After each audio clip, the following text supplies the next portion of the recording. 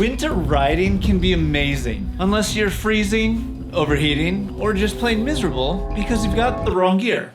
Riding through wet, freezing weather here in the Pacific Northwest has taught me a lot, mostly through trial and error. But today I'll consolidate those hard-learned lessons so you can skip the mistakes and enjoy winter cycling without wasting a bunch of money.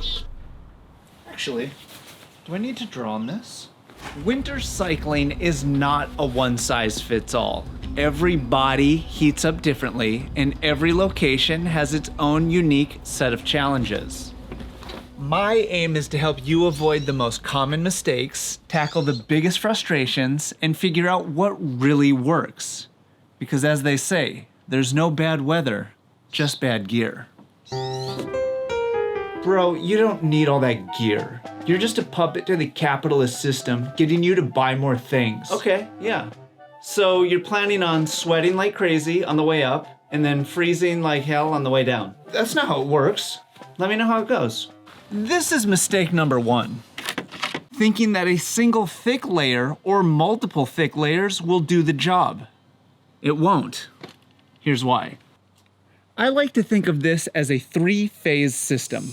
From the core out, base, insulation, shell. And there's actually a piece that I found that combines 2 of these layers into one. I'll tell you about that in a little bit. Just like a house, foundation is key.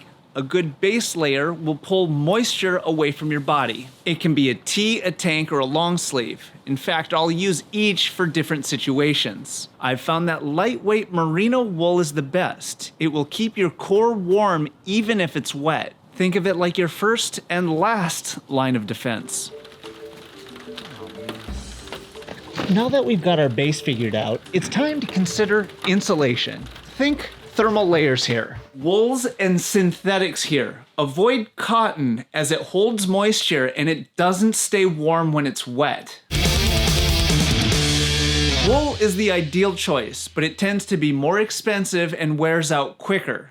While synthetics tend to be more affordable and more durable, they do hold odor and they're not necessarily the most environmentally friendly choice. And the super secret dirtbag hack for this layer is thrift store merino wool sweaters. On cold weather days, riding with just this layer is not enough, as sharp, bitter winds tend to cut right through this stuff, chilling us to the core and mitigating all that precious body heat that we hoped to obtain. Just because it doesn't stop wind doesn't mean it's not a valuable piece of kit. But the solution is in our next layer. Think of it like the siding of a house. This layer protects everything inside of it, specifically from the wind and the rain. Unlike the thermal layer, the shell tends to be the least breathable of all the layers. Although there's a few things we can do to help with thermal regulation. Look for shells with a double zipper. It's a very easy way to vent on the climbs and seal up on the descents without having to take the jacket off. If you tend to run hot and you know you have to wear a shell all day, opt for a thinner thermal layer. If you know it's not going to rain, just running a vest as a shell can be a great way to split the difference. And this is worth mentioning. Recently, I've been very impressed with these thermal jersey jacket layers. They have wind block capabilities, they're still breathable, they essentially skip the step of the shell in most situations. Light to moderate rain only. If it's actually raining, you're gonna need a rain jacket.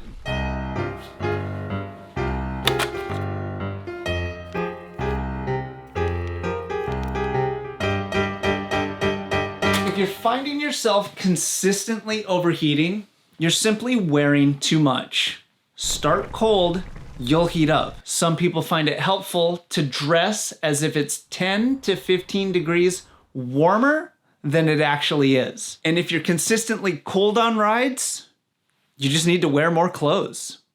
I would beef up the base and thermal layers. And if you haven't been, try adding a shell. We've all been there, enjoying the freedom of the bike, not a care in the world, when suddenly, everything changes. I was injured in an accident. Bills were piling up, stress was overwhelming, I didn't know where to turn. Then I found bicycle law. They're not just attorneys. They're cyclists who face the same challenges we have. Here's how it works. First, we sit down for a free consultation. Then we investigate every detail, building your case. Finally, we'll fight diligently to get you the compensation you deserve. It's like a weight's been lifted off my shoulders.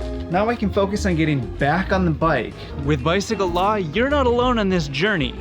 They're here to guide you back to the freedom you deserve. Hit the link below to contact Bicycle Law today to get you back in the saddle. Well, you spent how much on that jacket? I can get like 3 of those on Temu for that price. Sure, they're not gonna last. They're gonna soak through and barely keep you warm. Cheap, cheap. So you're still cold, jacket's in the landfill, and you're back on Temu, supporting the good cause. I love cheap. This brings us to mistake number 2, thinking that cheaper is better. Good gear is an investment, and here's why that matters. Good winter gear isn't cheap. In fact, nothing good is cheap. But it's not about buying the most expensive gear. It's about buying gear that offers good value and performs for your specific conditions. Buy cheap, buy twice. Invest once, and that stuff should serve you for years. And think about how many hours you actually spend riding. For some people, it's a tremendous amount of time, which I think warrants spending a little extra on gear. On the flip side, if you don't have the right gear, your experience is either going to be miserable or it'll stop you from going out in the first place. So my advice is to invest in quality gear. If you don't ride that much, this stuff will last you a lifetime. And if you ride so much that you're burning this stuff out every season, you're a total boss and you deserve the best gear you can afford. Respect. In fact, we should buy that gear for you because you need it more than most of us. Recently, I swindled a bunch of brands to send me some stuff, and here's my landscape analysis. For functional performance, my choice is Gorewear. For style points, MAP, all the way. For the conscious consumer, Or Not is going above and beyond everybody else. And the ultimate move is to just mix and match, which is what we all do anyways. And a way to get this stuff affordably is to keep an eye out for end of season sales and year-end deals. And getting one piece at a time can be a way to refine your winter riding wardrobe without blowing out your pocketbook.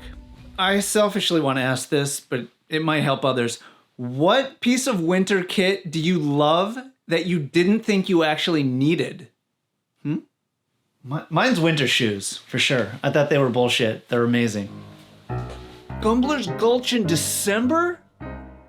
Yeah, I could do that. What about your hands and feet? I have gloves and shoe covers. Right, because stopping's overrated and suffocating your feet is a proven tactic in thermodynamics. Who's it? I know they say the core is key, but your extremities, they're the first to go. What?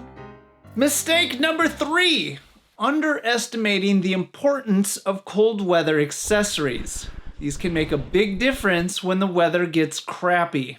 Knee warmers may work in the fall, but they are not a winter weather solution. The reason I move the camera so much is I can't remember. Long thermal bibs are a must for comfort and function in cold weather riding. Most thermal bibs are a mid to lightweight fleece with some sort of wind block. And in most situations, these work perfectly. But for those who run cold or are in very chilly climates, these chunky fleece thermal bibs are my go-to secret weapon.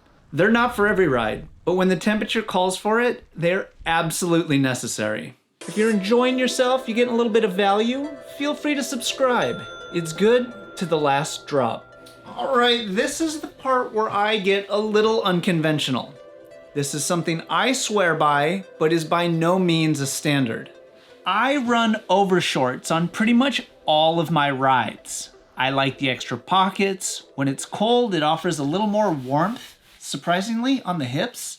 And ultimately, I like the way it looks, which also helps mitigate the awkward superhero look when we're in any kind of establishment. I mean, just because I like bikes doesn't mean I want to look like a total goon. And if you want to take this a step further, there are trail pants. It's like a mountain bike thing. But those, paired with some thermal bibs, are your deep line of defense when it's really cold. Think of it like a wind jacket for your legs. Yeah.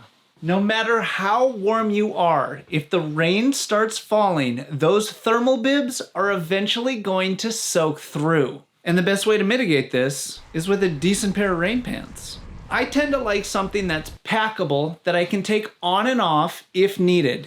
And the key here is to find something that has zips on the legs so you can take them on and off mid-ride without having to take your shoes off.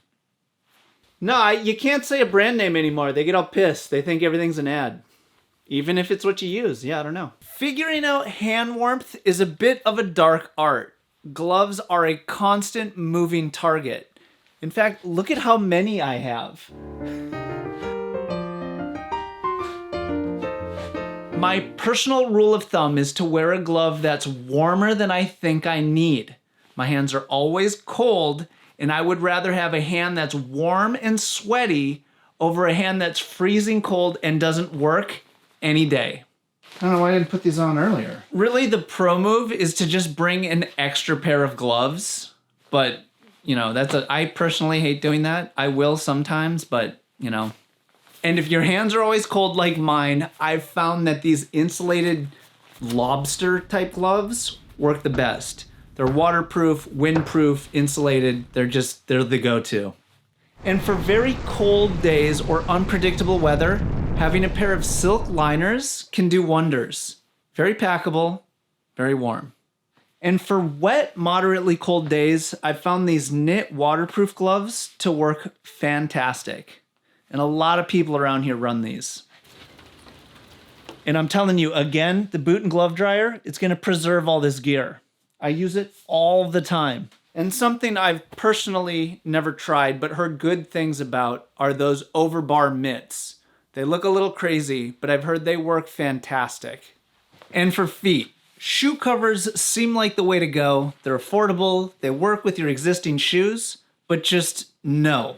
And here's why. Regular shoes in extreme conditions puts a ton of extra wear and tear on them, meaning you'll have to replace them more often. Unlike winter riding shoes, which are designed for these conditions. They're often waterproof, insulated, and the outsoles are easier to walk around in. Investing in winter riding shoes is just worth it. They last a long time, and the performance completely outweighs shoe covers. Unfortunately, there's no universal answer for winter riding gear, with every body and climate being completely different. But my hope is that now you can make more informed decisions so that you won't make mistakes and waste money on product you don't need, like this. Yeah, that one.